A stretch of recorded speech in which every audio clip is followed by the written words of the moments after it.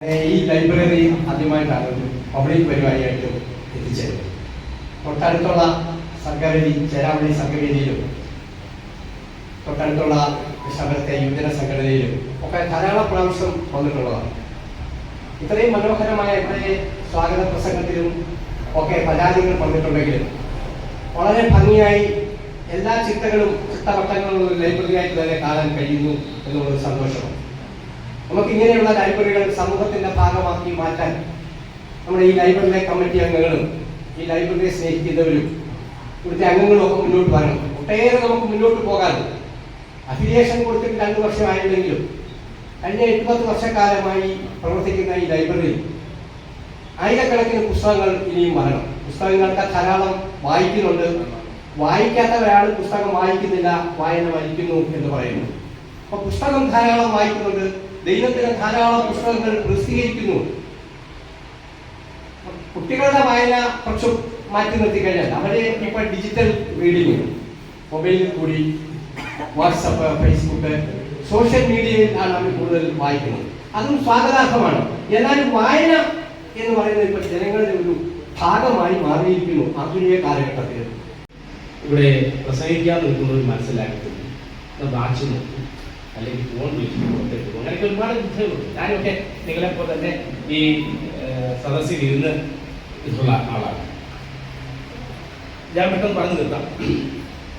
Sir സൂചിപ്പിച്ചു അഖിലത്തിൽ അത് സന്നിഗ്ധമായി രൂപം വന്നു. എന്നാൽ 1937 മലബാറിൽ ഗ്രന്ഥശാല പ്രസ്ഥാനം, മലബാറിലായ ഗ്രന്ഥശാല പ്രസ്ഥാനത്തിന്റെ പ്രത്യേകത വെച്ചാൽ ദേശീയ പ്രക്ഷോഭത്തിന്റെ ഭാഗമായിട്ടും പുരോഗമനവാദികളും ചേർന്നുകൊണ്ട് കേരളാമൃതം അടക്കമുള്ളവരുടെ മേൽക്കൈയോട് കൂടിയാണ് മലബാറിലെ ഗ്രന്ഥശാല പ്രസ്ഥാനത്തിൽ ഉണ്ടാക്കുന്നത്. അതുകൊണ്ടാണ് നമ്മുടെ ഗ്രന്ഥശാല നമ്മുടെ ഈ സ്ഥലങ്ങളിലെല്ലാം തിരുവിതാംകൂറിലെ ഗ്രന്ഥശാല പ്രസ്ഥാനം രാജഭരണത്തിൽ തന്നല്ല. അതുകൊണ്ടാണ് പലപ്പോഴും നമ്മുടെ രാജാക്കന്മാരുടെ പേരിലാണ് പലപ്പോഴും നമ്മുടെ ഗ്രന്ഥശാല പ്രസ്ഥാനം തിരുവിതാംകൂർ ഉണ്ടാക്കുന്നത്.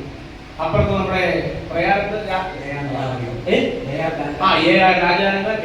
കേരളവർമ്മ, ശ്രീമൂൽ രാജവിജയൻ, അങ്ങനെ കേരളത്തിലെ ഗ്രന്ഥശാലകൾ രാജാക്കന്മാരുടെ പേരിലായിരുന്നു.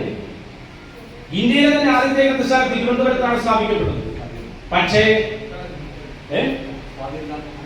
പബ്ലിക് ലൈബ്രറി ുള്ള കാര്യങ്ങളെ കുറിച്ച് വിശദീകരിക്കാൻ എന്നെക്കാളും പ്രഗത്ഭരാണ് ഉദ്ദേശിക്കുന്നത്. അതുകൊണ്ട് ആ കടലിലേക്ക് ഞാൻ കിടക്കുന്നില്ല.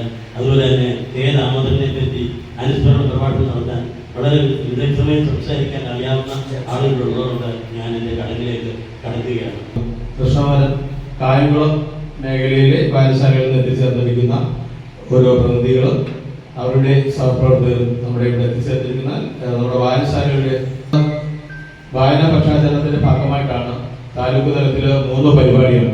അതിൽ ഒരു പരിപാടിയാണ് നമ്മൾ ഇവിടെ വെച്ച് നടത്തുന്നത്. ഒരു പരിപാടി കഴിഞ്ഞ ഉദ്ഘാടനം പുരോഗമന ജനതാ വായന വെച്ച് നടത്തി.